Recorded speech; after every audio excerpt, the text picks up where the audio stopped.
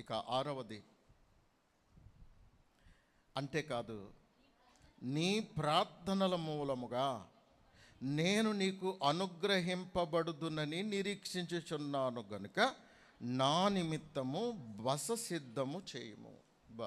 లాస్ట్లో దైవజండి ఎంత చక్కగా మాట్లాడుతున్నారంటే, ఇదిగో పిల్లెమోన్, చివరిగా నేను ఒకటే చెప్తున్నాను, నేను గనక చెప్పిన వాటన్నిటికీ నువ్వు కట్టుబడి తూచా తప్పకుండా పాటించే మనసు నీకుంటే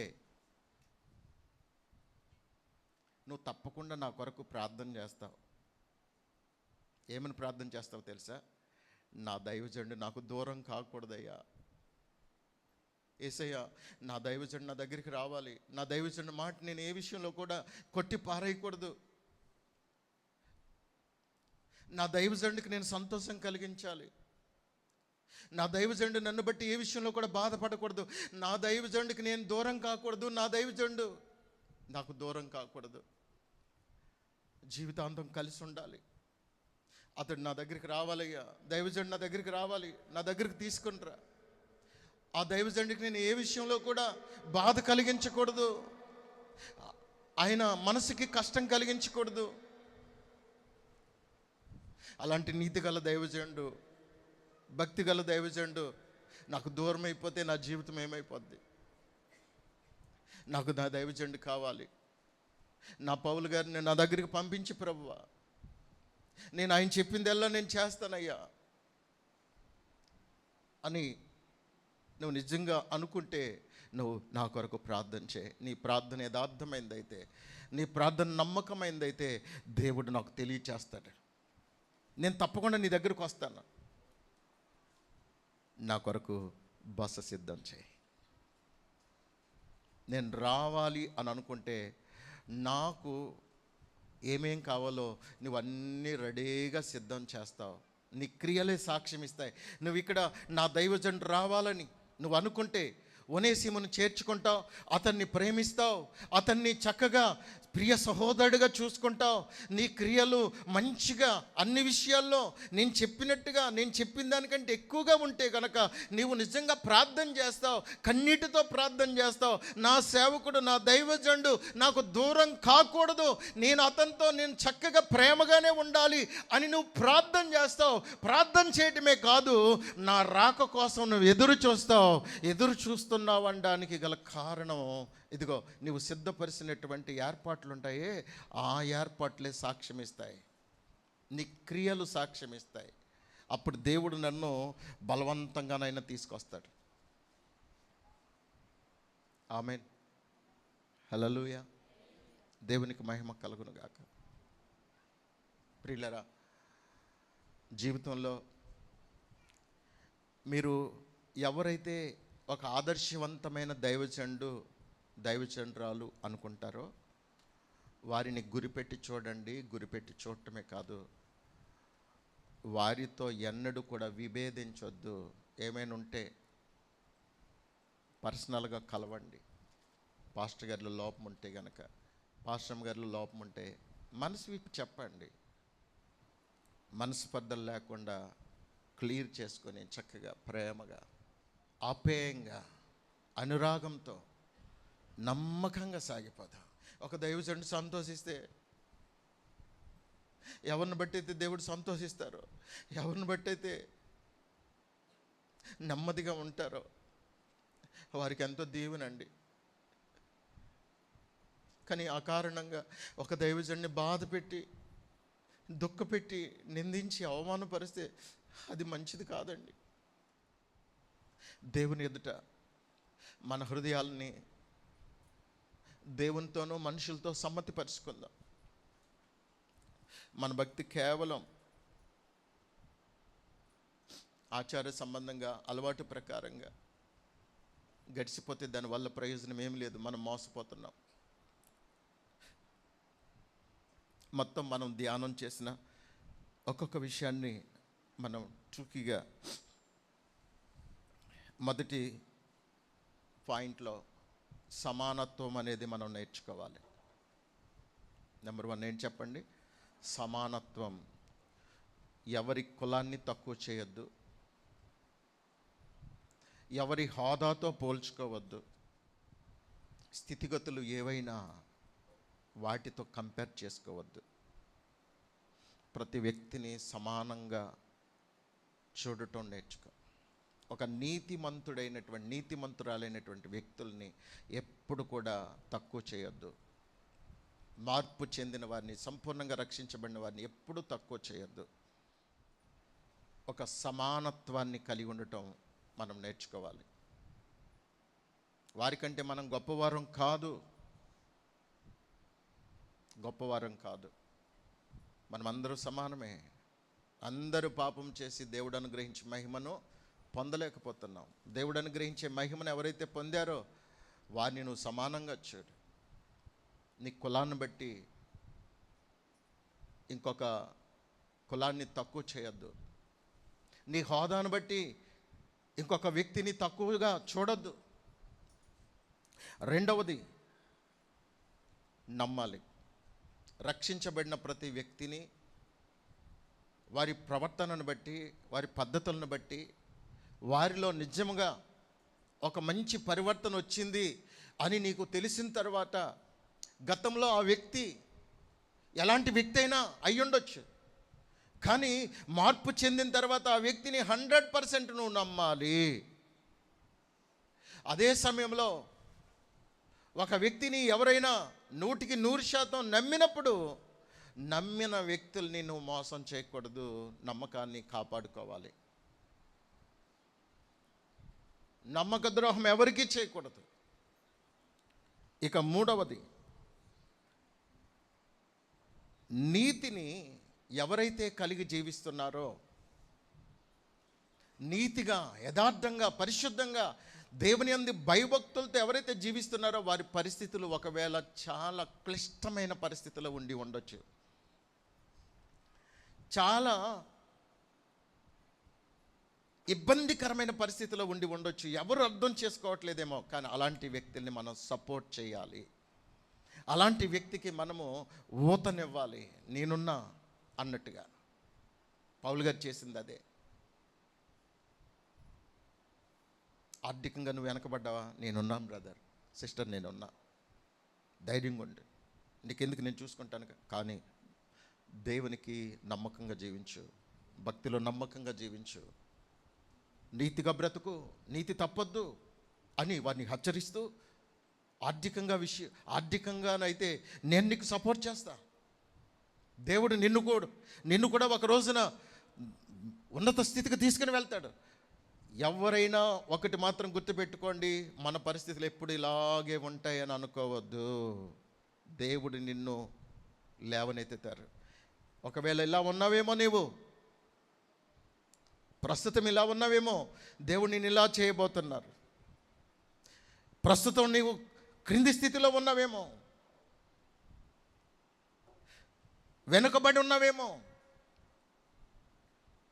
క్రింది వారిగా ఉన్నారేమో, కానీ ప్రభు వాగ్దానం చేశారు, నిన్ను కూడా నేను పైకెత్తుతాను, నీ తలను పైకెత్తుతాను, నీ ఆర్థిక పరిస్థితుల్ని నేను మెరుగుపరుస్తాను, నేను వర్ధిల్లా చేస్తాను, ధైర్యంగా ఉండని ప్రభు ఈరోజు మనతో మాట్లాడుతున్నారు. అదే సమయంలో నీకు హెల్ప్ చేసిన వారిని జీవితంలో ఎన్నడూ మర్చిపోవద్దు. నా హృదయంలో కొంతమంది ఉన్నారు, వారు నన్ను నమ్మినా నమ్మకపోయినా, అర్థం చేసుకున్నా చేసుకోకపోయినా, నా హృదయంలో కొంతమంది ఉన్నారు. నా దీనస్థితిలో, నేను ఇబ్బందులు పడిన సమయంలో నాకు సహాయం చేసిన వారు కొంతమంది ఉన్నారు. వారు ఒకవేళ ఇప్పుడు ప్రస్తుతం నాకు విరోధంగా ఉన్నప్పటికీ ఏదో ఒక రోజున వారికి నేను మేలే చేస్తాను. నా హృదయంలో ఆ ఆశ, ఆ కోరిక ఉంది. తప్పకుండా మనకు మేలు చేసిన వారిని మనం ఎప్పుడు మర్చిపోకూడదు. వారికి మనము కృతజ్ఞత కలిగి ఉండాలి. అదే సమయంలో నీ ప్రస్తుత పరిస్థితులను బట్టి కృంగిపోవద్దు దేవుని బిడ్డ. ఆయన సొమ్మసిల్లిన వారిని లేవనెత్తే దేవుడు, బలహీనులను బలపరిచే దేవుడు, లేమిలో ఉన్న వారిని కలిమిగా చేసే దేవుడు. ప్రస్తుత పరిస్థితులను బట్టి నీవేమాత్రం నీవు నిందించుకోవద్దు, దేవుణ్ణి ఏమాత్రం కూడా అనుమానించొద్దు. దేవుడు నీ స్థితిగతులు మార్చగలడు, అద్భుత కార్యాలు, ఆశ్చర్య కార్యాలు చేయగలడు. కానీ నీకు మేలు చేసిన వారిని ఎన్నడూ మర్చిపోవద్దు. వారికి మనం ఎల్లప్పుడూ కూడా కృతజ్ఞత కలిగి ఉండాలి. పౌలు గారు చెప్తున్నారు ఖచ్చితంగా, ఒనేసిమో, డోంట్ వరీ, డోంట్ ఫియర్. నువ్వు ఏ విషయంలో కూడా ఎంత మాత్రం కూడా నిరాశపడొద్దు.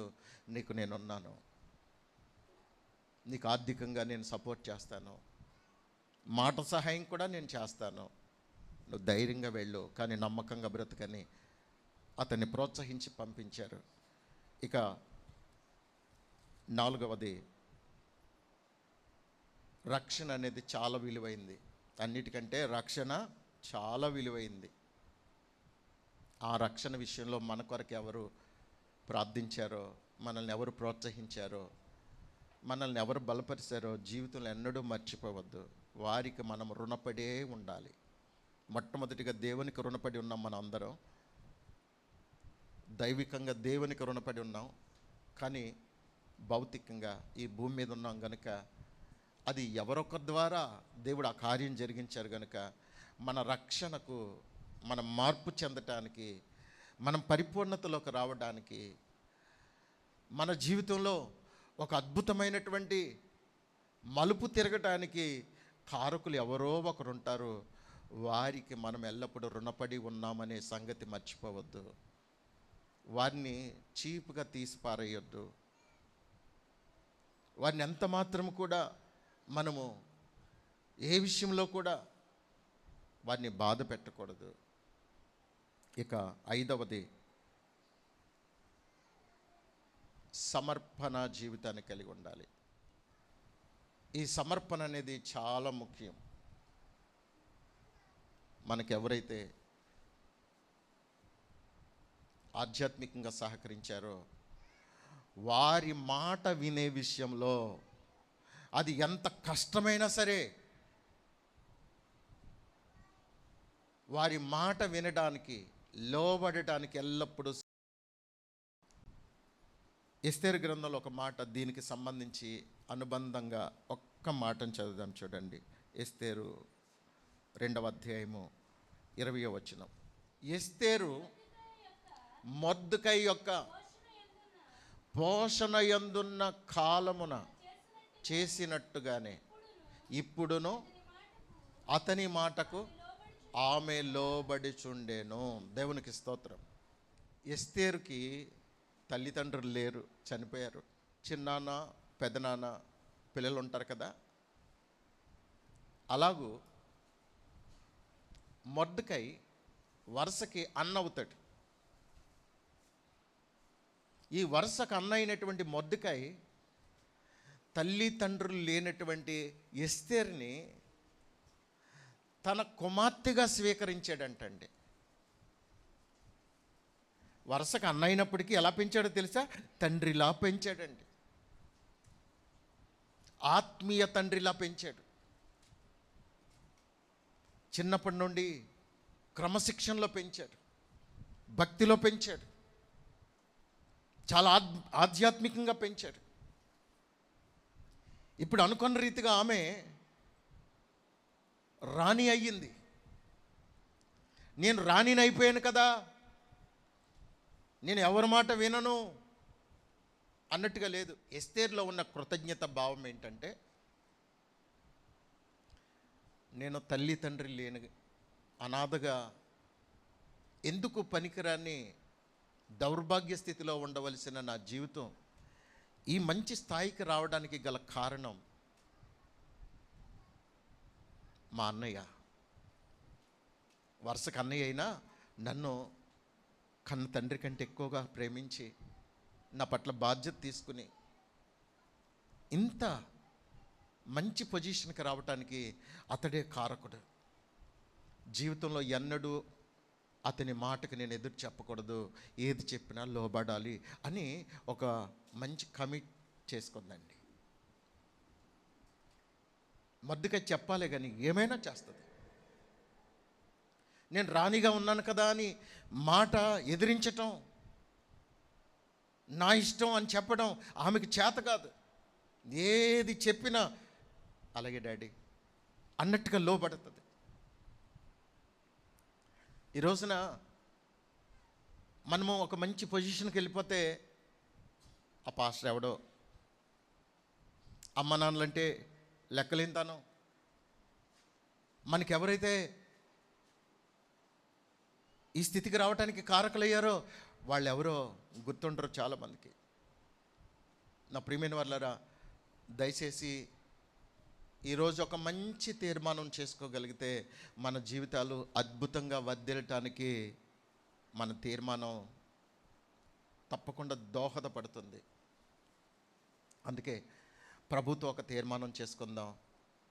నీ శ్రేయస్సు కోరి, నీ మేలు కోరి నీకు ఎవరైనా బుద్ధి చెబుతుంటే, గద్దిస్తుంటే వారిని శత్రువుగా చూడొద్దు.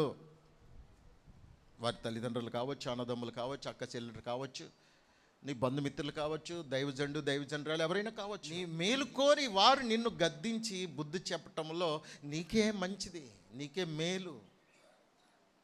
అలా చెప్పేవారు లేక చెడిపోయే వాళ్ళు ఎంతోమంది ఉన్నారు. ఏమండి, మనము అలాంటి వారికి లోబడాలి. విశ్వాసులైన ప్రతి ఒక్కరిని మా ఫ్యామిలీ మెంబర్గా చూసుకుంటామండి. మీరు కూడా అలాగే ఉండాలి. దైవజనుల కుటుంబం అంటే మా ఫ్యామిలీ మెంబర్ కంటే ఎక్కువ అన్నట్టుగా ఉండాలి దైవజనుల కుటుంబాన్ని. విశ్వాసుల కుటుంబాలని దైవజనులు అలాగ అనుకోవాలి. బంధుమిత్రుల కంటే, కుటుంబ సభ్యుల కంటే సంఘమే ఎక్కువ అన్నట్టుగా దైవ సేవకుల కుటుంబం కూడా ఉండాలి. ఏదో ఒక విషయంలో ఒక చిన్న సంఘటన ఏదో జరిగింది ఒకరి కుటుంబంలో, జరిగితే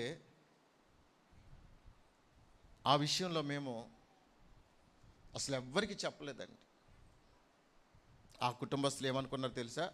మా గురించి మా పాస్టర్ గారు, పాస్టమ్ గారు అందరికీ చెప్పేశారని వాళ్ళు అనుకున్నారు. దానికి భిన్నంగా ఇంకొకరు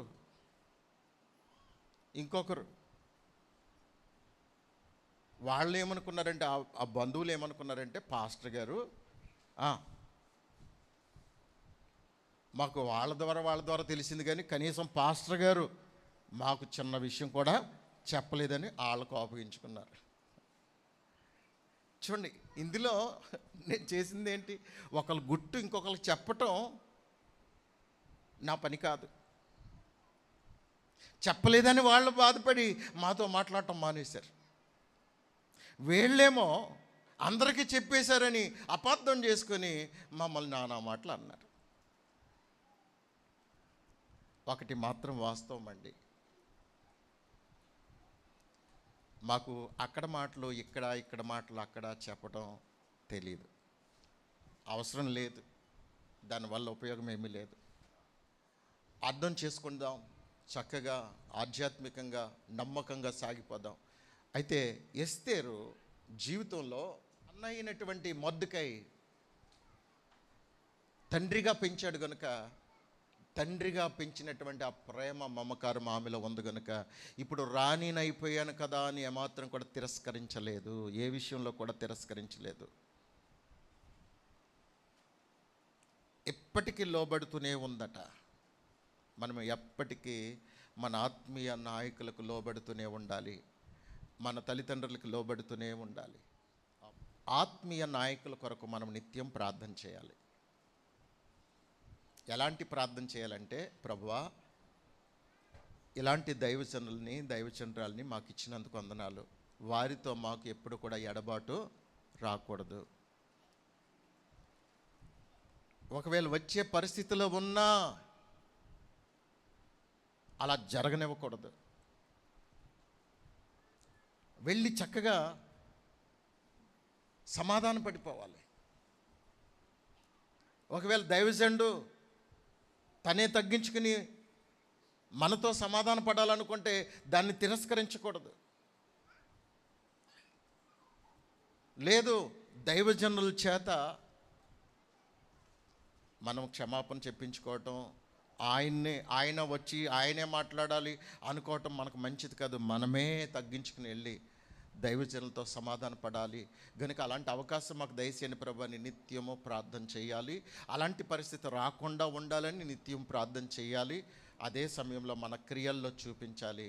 అలాంటి కృప ప్రభు మనందరికీ సమృద్ధిగా అనుగ్రహించునుగాక. ఆమేన్. ఈ చెప్పినవన్నీ కూడా చెప్పిన వాటికంటే ఎక్కువగా పిలేమోను చేసి దైవజనుడు పౌలు గారిని గణపరిచాడు, గొప్ప చేశాడు. అందుకే ఈ విషయాలు బైబిల్ గ్రంథంలో లిఖించబడ్డానికి ప్రభు ఇష్టపడ్డారు. అందుకే విన్న విషయాలను బట్టి మన ఆత్మీయ జీవితంలో ఏ ఏ లోపాలు ఉన్నాయో, మనం ఏ ఏ స్థితిలో ఉన్నామో, మన మనస్తత్వాలని దేవుడు చక్కగా అర్థమయ్యే రీతిలో బయలుపరిచారు. కనుక మనకు అవసరమైన వాటిని ఒక్కసారి వాటిని నెమరు వేసుకొని రిపీట్ చేసుకొని ఒకసారి ప్రార్థన చేద్దాం. ప్రభువా, మా బలహీనతలు ఏవేవి ఉన్నాయో వాటిని కొన్నింటిని మాకు తెలియపరిచారు, మమ్మల్ని జ్ఞాపకం చేసుకోమని అడుగుదాం. ప్రభువుని అడుగుదాం. Thank you lord. ప్రభు అయిన యేసుక్రీస్తు వారు మనందరినీ క్షమించారు. ఆయన మనలను ప్రేమించి మనం ఎలాంటి వారమైనా ఆయన తన ప్రేమ చేత మనల్ని క్షమించి ఆయన చెప్పకనే చెప్పారు, నేను మిమ్మల్ని క్షమించాలంటే మీరు కూడా ఒకరిని ఒకరు క్షమించండి. మీరు క్షమించకపోతే నేను కూడా మిమ్మల్ని క్షమించను అని ఇండైరెక్ట్గా ప్రభు చెప్పారు. మా రుణస్థులను, మా ఎడల అపరాధం చేసిన వారిని మేము క్షమించి ఉన్న ప్రకారము మా అపరాధములను క్షమించుము. నీవెవరినైనా క్షమిస్తేనే నీవు క్షమించబడతావు. నీవెవరినైనా అర్థం చేసుకుంటేనే నువ్వు అర్థం చేసుకొనబడతావు. నీవెవరికైనా సహాయం చేస్తేనే నీకు సహాయం చేయబడుతుంది.